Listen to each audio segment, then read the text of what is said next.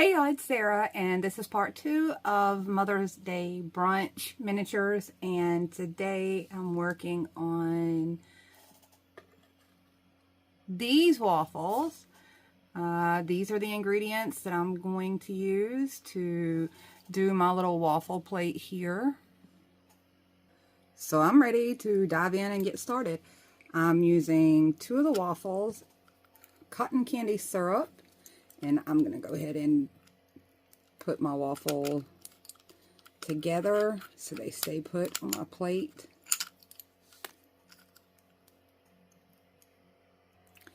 Now I've got that in place, I can go ahead and start adding what I'm using for syrup.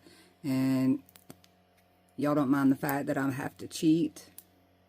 I struggle with these bottles a little bit, or a lot bit. So I'm just going to drizzle this back and forth. Now that I'm well drizzled, I'm going to add a few of my little embellishments. So I've got a couple strawberries, maybe a few of the slices.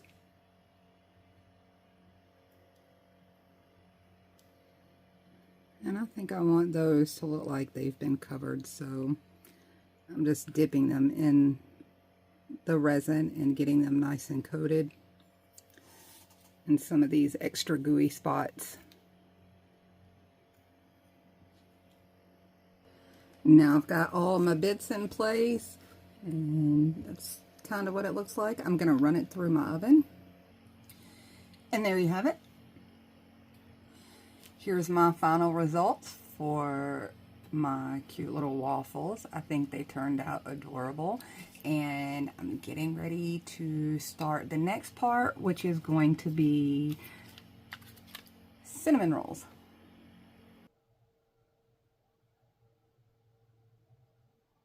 Okay, let's get started on these cinnamon rolls. So I've got several here I'm going to do all at once, and I've been playing around with one of them to see how I want it to do. And I'm going to share with you the difference.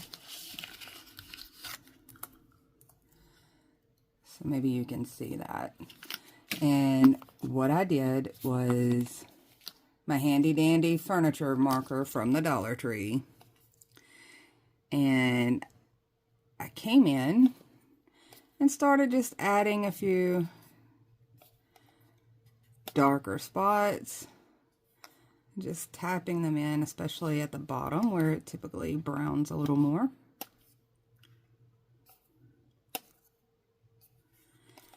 You want to get in that spiral, and then you want to hit right here on this little end portion there. Maybe a few spots just around.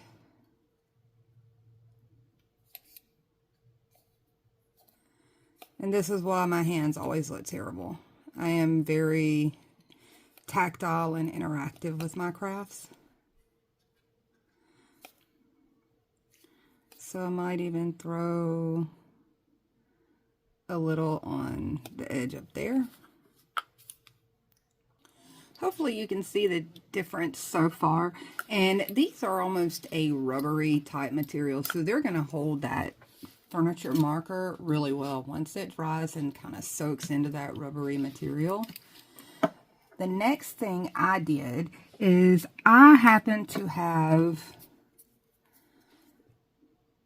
some crafting embossing powder that looks just like cinnamon, paprika.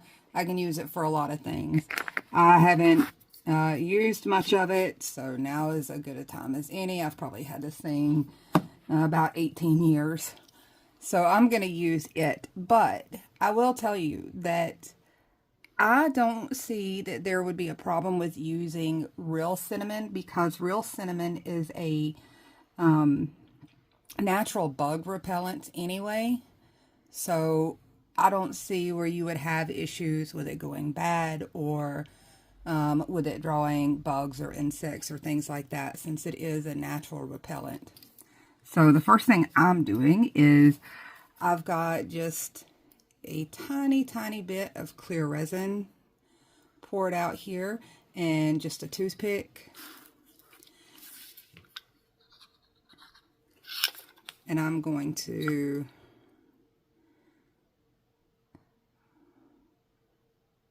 fill in a little around there. It doesn't take much to get this powder to stick.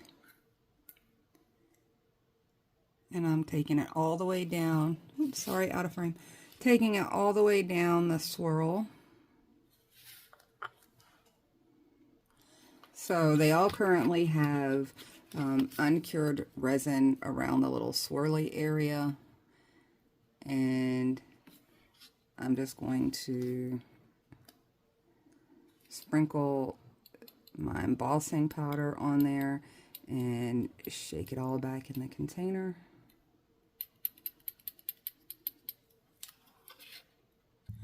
Now that our cinnamon rolls look all toasty, and let's get a close-up of how that looks.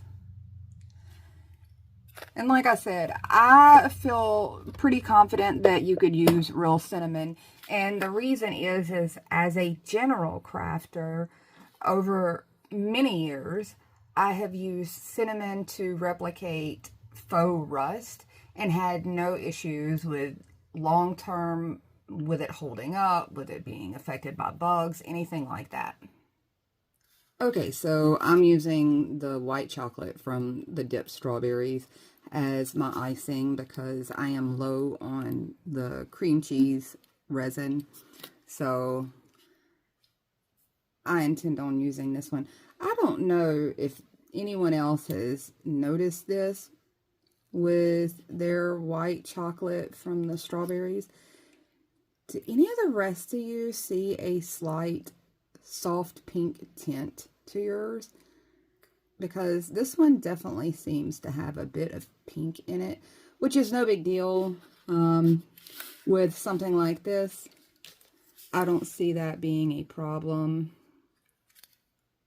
I'm just putting mine on some wax paper so that I can drizzle over them easily and run them through, and they're not going to stick.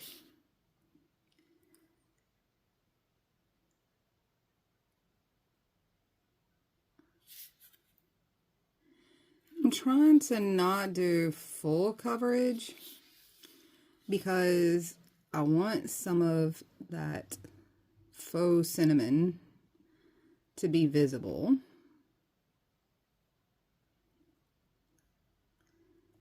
So I'm just trying to string it down the edges a little.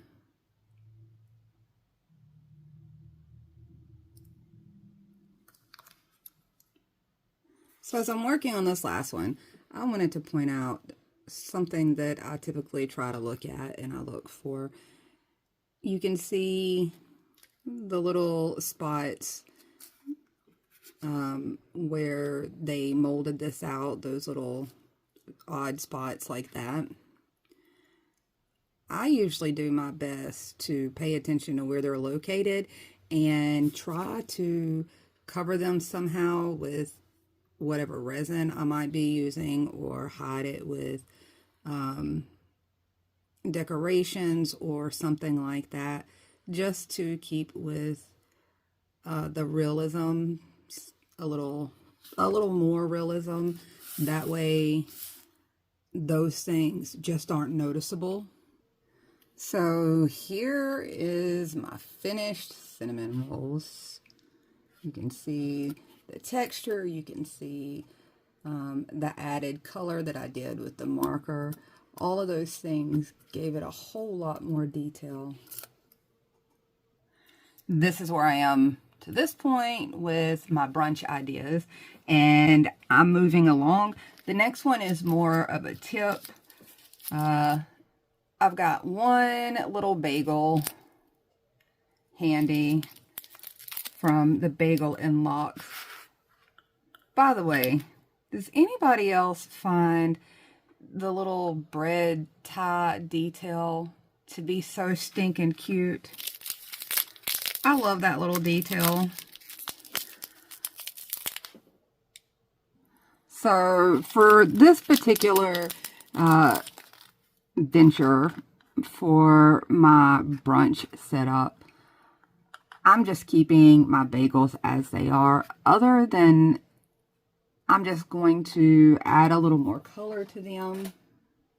So I'm coming back in with my clearance little eyeshadow palette, and I'm going to be using this khaki type color. Let's see, does it say what the name of these are? I have no idea. This was a Christmas clearance one, and they're named after Christmas things, so I have no clue. But I'll be using this tan color and possibly a little of this yellowish color.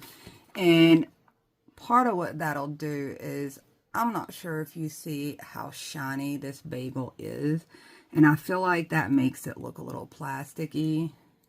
So this is going to tone that shine down. And this one's a rubbery material too. So it'll take the chalks or the pigment and they just kind of stick. Assuming you don't go in and wash it with like alcohol or anything before you add your resin to it. You're pretty good about the color deciding it wants to stay. So you can see I'm sort of tapping it in there and then dusting it off of my little seeds and stuff so that they're not discolored. Maybe you can see that's taken some of that shine out of that so it doesn't look like glossy plastic. And I may even dust the edges with something a little darker. Let's see, is this any darker? And I'm dusting those inner edges and kind of pushing that down into the texture of that rubber.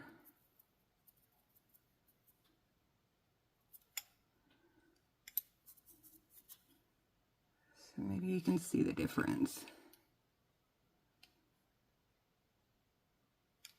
And I'll do the same thing with this one.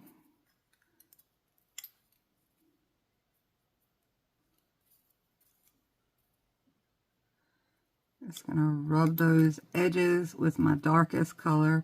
And I usually bring that towards the middle when I do the edges like that. And flick a little around to get the shine off. So that's the full extent of my bagel makeover, but I wanted to share. It definitely takes that plasticky look down a notch and gives you something a little more like a bread texture. So due to time constraints, I'm going to go ahead and end this portion of the brunch type foods here, and we'll start again in the next video with a few things. And at the very end, I hope to do kind of a decorate with me to set up this brunch little vignette. So if you've got any questions or like to see more of this, let me know and I'll do my best. And that's all I got for you. Bye, y'all.